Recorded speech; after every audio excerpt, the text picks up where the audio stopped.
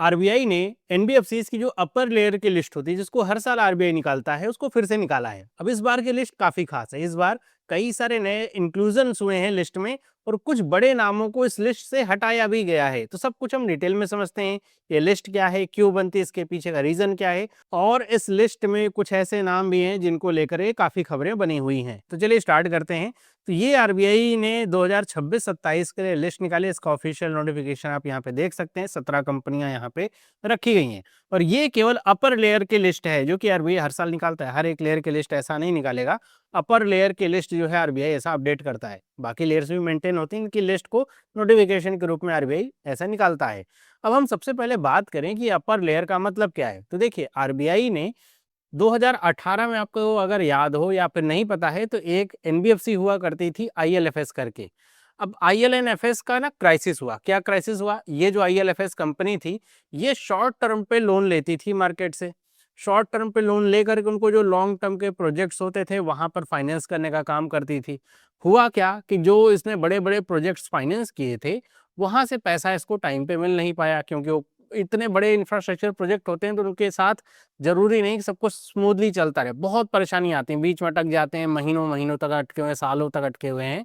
तो ऐसे में हुआ क्या कि इसका जो शॉर्ट टर्म वाले जो लोन थे तो मैच्योर होना शुरू हो गए, लेकिन इसको पैसा कहीं से मिला नहीं। अब उसकी वजह से हुआ क्या कि इसने जो अपने रीपेमेंट्स हैं उनको फिर मतलब स्किप करना शुरू कर दिया, उसको दे ही नहीं पा रहा था।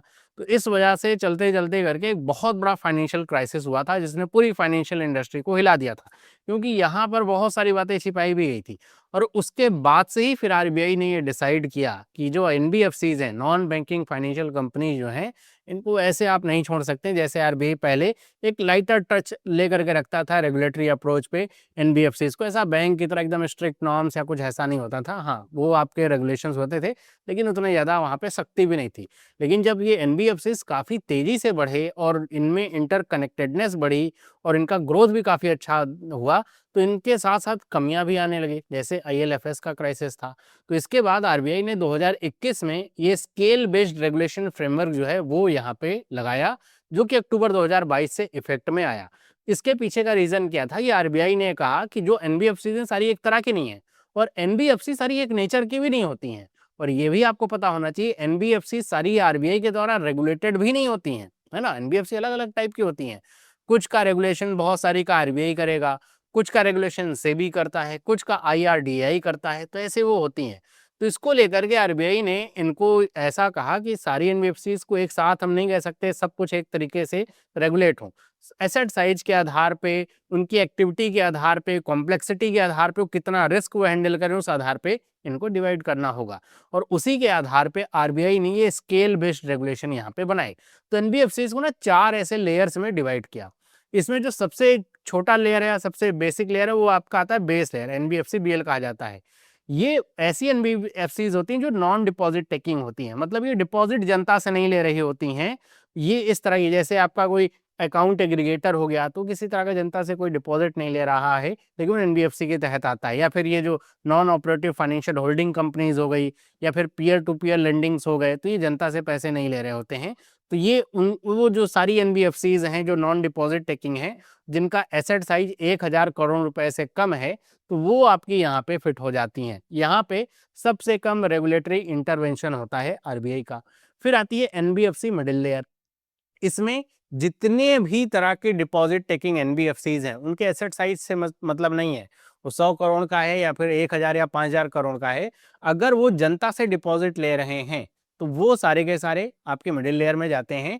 और इसमें जो नॉन डिपॉजिट टेकिंग एनबीएफसीज हैं, जिनका एसेट साइज 1000 करोड़ रुपए से ज्यादा का है, वो सारी कंपनियां, जैसे हाउसिंग फाइनेंस कंपनी हो गई, इंफ्रास्ट्रक्चर फाइनेंस कंपनीज हो गई, तो ये सारी कंपनियां मिडिल लेयर में आती हैं। यहाँ पर जो ओवरसाइट होता है वो इंक्रीज होता है, जैसे यहाँ पे कम होता है, यहाँ पे वो बढ़ जाता है, क्योंकि यहाँ पे फिर जनता का पैसा इन्वॉल्व हो गया, वहाँ पे डिपॉजिट लिया जा रहा है। फिर एनबीएफसी जो नॉन डिपॉजिट वाली भी है, उनका एसेट साइज 1000 करोड़ से ज्यादा का है। और उसके बाद आता है एनबीएफसी यूएल, मतलब अपर लेयर।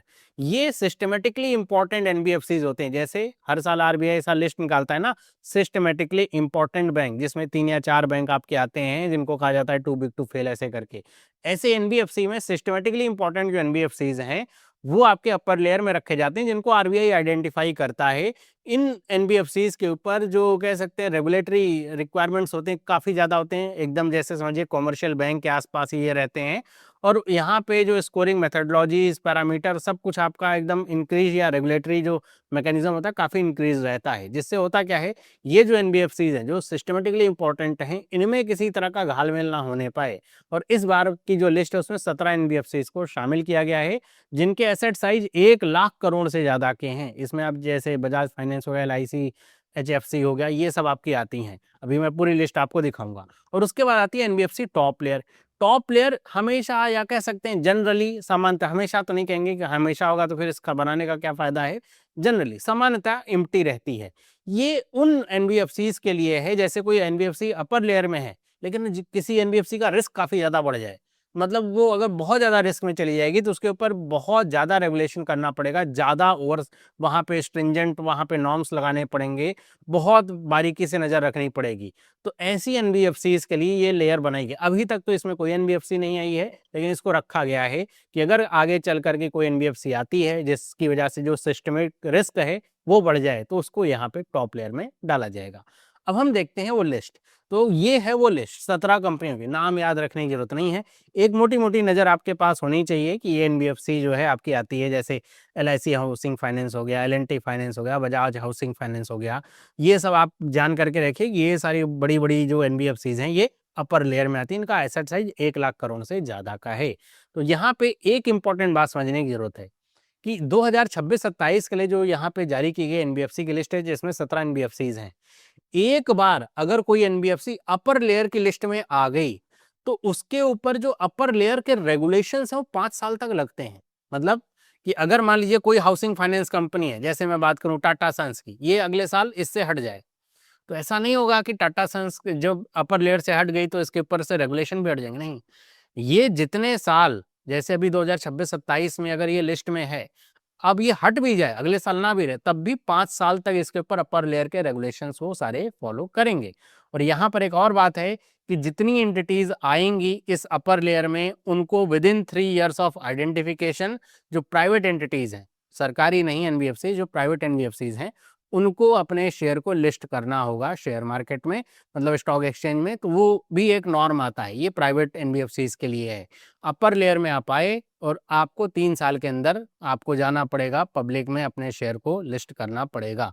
और यही एक रीज़न है जो कि यहाँ पे मैंने जो टाटा सन्स का एग्जांपल दिया, इसको लेकर के अभी बहुत सारी न्यूज आ रही है। तो ये टाटा सन्स वाला केस क्या है जो कि काफ़ी ज़्यादा न्यूज में है, कि टाटा सन्स एक एनबीएफसी है और इसको अपर लेयर में भी डाला गया इसके एसेट साइज की वजह से, लेकिन एक ये कोर इन्वेस्टमेंट कंपनी है। अब यहाँ पे है क्या कि जो टाटा ग्रुप है वो जो है प्राइवेटली मैनेज्ड, एक ट्रस्ट के द्वारा मैनेज होता है। वो नहीं चाहते हैं कि जो ये जो टाटा के ये जो एनबीएफसी है, इसके जो शेयर्स हैं पब्लिकली लिस्ट किए जाएं, पब्लिक नहीं जाना चाहते हैं। इस वजह से उन्होंने 2024 में ये एप्लीकेशन दी आरबीआई को कि हम डी रजिस्टर करना चाहते हैं, अपना रजिस्ट्रेशन सरेंडर करना चाहते हैं, लेकिन अभी तक वो एक्सेप्ट नहीं हुआ है। तो अभी तक तो लिस्ट में आ रहे हैं, नौ नौ अभी कंपनी जैसा आपको दिखाया मैंने कि वो आपके अपर लिस्ट में आ रहे हैं। लेकिन आने वाले समय में अगर वो आरबीआई एक्सेप्ट कर लेता है कि उनका जो सरेंडर है, तो आगे से वो लिस्ट में नहीं आएंगे। अब यहाँ पे आपके लिए एक सवाल है, मान लीजिए टाटा का जो ये जो सरेंडर का रजिस्ट्रेशन का दिया हुआ एप्लीकेशन है वो एक्सेप्ट हो जाता है, तो क्या टाटा अगले साल से तो मान लीजिए नहीं आएगा अपर लेयर में, क्या उसके बाद भी टाटा को 5 साल तक जो एनबीएफसी के जो रेगुलेशंस हैं वो फॉलो करने पड़ेंगे? आप सोच समझ के इसका आंसर मुझे करके बताइएगा कि क्या होगा। बाकी इस लिस्ट की खास बात जो मैं आपसे कह रहा था, इस बार जो 4 कंपनियां हैं, और ये आप देखेंगे ये पब्लिक सेक्टर के अंडरटेकिंग्स हैं जो कि पहली बार अपर लेयर में इन्होंने लिस्ट बनाई है। एक है आरईसी लिमिटेड, एक है पीएफसी, फिर है आपका आईआरएफसी और एक है हुडको। ये 4 हैं जो सरकारी कह सकते हैं एनबीएफसीज हैं, जिन्होंने पहली बार अपर लेयर में अपनी जगह बनाई। मतलब इनका जो एसेट साइज है 1 लाख करोड़ रुपए से ऊपर है, जो भी नॉर्म्स है और आरबीआई ने डिसाइड किया उनको ये पूरा कर रहे हैं। तो ये बता रहा है कि ये जो 4 जो पीएसयूज की जो एनबीएफसीज हैं, पीएसयूज हैं, वो काफ़ी ज़्यादा सिस्टमेटिकली इंपॉर्टेंट हो चुकी हैं। आगे अगर हम बात करें यहाँ पे अपर लेयर के बारे में, जो मैं आपसे कह रहा था 5 ईयर का रूल होता है कि एक बार अगर कोई एनबीएफसी आ गई अपर लेयर के लिस्ट में, तो उसको 5 साल तक मिनिमम उस जो एनबीएफसी अपर लेयर के नॉर्म्स हैं, रेगुलेशंस हैं, उसको फॉलो करना ही पड़ेगा, चाहे आने वाले सालों में वो जैसे इस साल कोई कंपनी है, वो अगले साल जो है अपर लेयर से हट जाए, तो ऐसा नहीं है कि अगले साल से उसको अपर लेयर के रेगुलेशन नहीं फॉलो करने, तब भी फॉलो करने पड़ेंगे।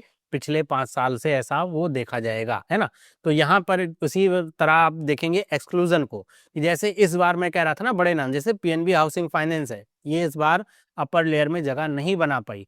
तो अपर लेयर में जगह नहीं बना पाई, लेकिन पिछले साल अगर ये थी, तो ऐसा नहीं है कि इस साल से अब ये कहेगा अरे अब तो हम जगह नहीं बना पाए, हमें रेगुलेशन फॉलो करने की जरूरत नहीं, नहीं। पिछले साल से 5 साल तक इसको करना पड़ेगा। बीच में फिर से अपर लेयर में आ गई तो फिर से 5 साल शुरू हो जाएगा। मिनिमम 5 ईयर है, ये करना पड़ेगा। इसी तरह सम्मान कैपिटल जो है, ये भी जगह नहीं बना पाई जो कि पिछले साल तक थे। वहीं पे अगर हम बात करें मैंडेटरी लिस्टिंग रिक्वायरमेंट की, जो कि मैंने आपको पहले ही बताया कि अगर कोई भी एनबीएफसी आ गई अपर लेयर में, तो उसके लिए मैंडेटरी है कि वो अपने जो शेयर्स हैं उनको स्टॉक एक्सचेंज में जो विदिन 3 ईयर्स में उसको अपने शेयर्स को लाना है, पब्लिकली लिस्ट करना है। तो ये भी नॉर्म्स यहाँ पे रखे गए हैं। तो मतलब कुल मिला के बात करी जाए, एनबीएफसी को लेकर के 2018 की जो घटना थे उससे सबक लेते हुए काफ़ी तेज़ी से आरबीआई आगे बढ़ा और बहुत सारे चेंजेस एनबीएफसीज को लेकर के किए गए हैं। बाकी आपका क्या विचार है इसको लेकर के, मुझे आप कमेंट करके बताइएगा। वीडियो आपको अच्छी लगी इसको लाइक करिए, इन्फॉर्मेटिव लगी है तो। बाकी मिलते हैं अगली वीडियो में, सभी लोगों को बाय।